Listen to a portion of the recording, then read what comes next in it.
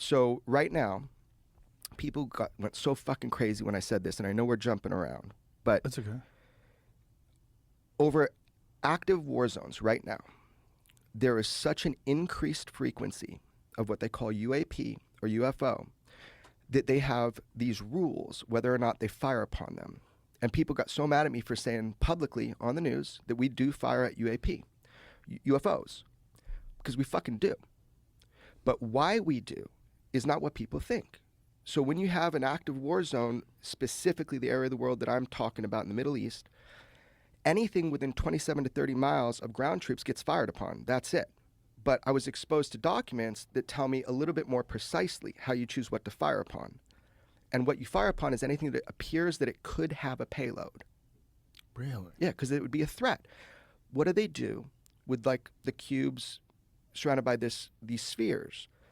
Fucking nothing, because they don't look like they have a payload. So they disregard. They're not part of the mission. So my point in saying that kind of on the news, I don't need to prove to anybody it's true. It is true. I speak with people that are there right now. It is true. And there's been such an increased frequency since 2021 that it has been pushed up to kind of like critical, where they're like, okay, these things are in our airspace. We could have collisions.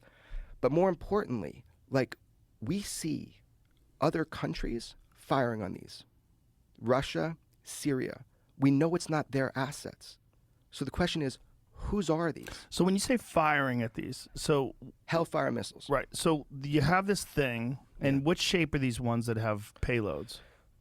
Okay, well that's what's crazy. So I have images of one that we fired on, and for Can you show us the image? I'll show you.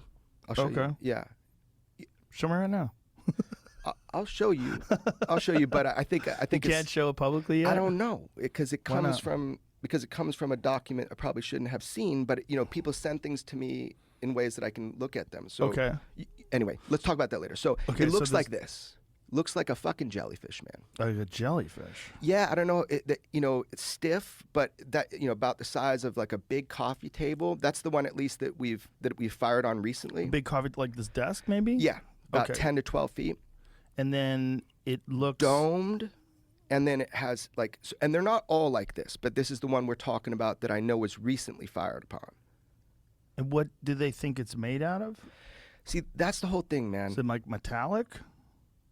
That's the whole thing. There's no retrieval program that's known in these war zones. So even if they did hit something, like, first of all, would they be able to take it down, whatever it is, right? And by the way, we're eliminating that these are balloons, drug smugglers who use balloons and shit like that. These are objects that have controlled flight. So, back in the day with the Foo Fighters, this is not a new phenomenon, right? Back in the day with the Foo Fighters. People need to understand that it's not just a band. The Foo Fighters. Oh, yeah. Yeah. No, man. So World War II, you had both sides of the war, all sides seeing these metallic spheres outpacing their planes. And they're like, oh, fuck, they're up to something. They got some cool technology. The problem is we find out both sides think it's, the other sides. Right. This has been happening for so long. I have an article. We can pull this up. I got an article from 1960. Talks about a cube with a sphere around it. A fighter pilot, military fighter pilot, for 4 days they were getting these. It was in the Alamogordo newspaper. So I'm just saying that is not. Is that New Mexico? Yeah, Alamogordo. Yeah, I think that's an interesting area. Yeah. And so these Foo Fighters, Yeah. Were both sides reporting the same like sort of formations and the same speed? We thought it was their technology. Right. They thought it was ours. What's happening right now in the Middle East with the Same thing? Yeah, because we're seeing Russians and Syrians fire on these, and we're sometimes firing on them. But whose are they? When you say we're seeing, so is this reports from soldiers that you're getting? Like, yeah. Where are you getting this information? Okay, so people that work in these, people that work in collecting this data are a little bit frustrated. And why, that's why I want to become unnecessary. Why do they come to me, right? And I think they're frustrated that they don't have a way to put it up through the chain of command.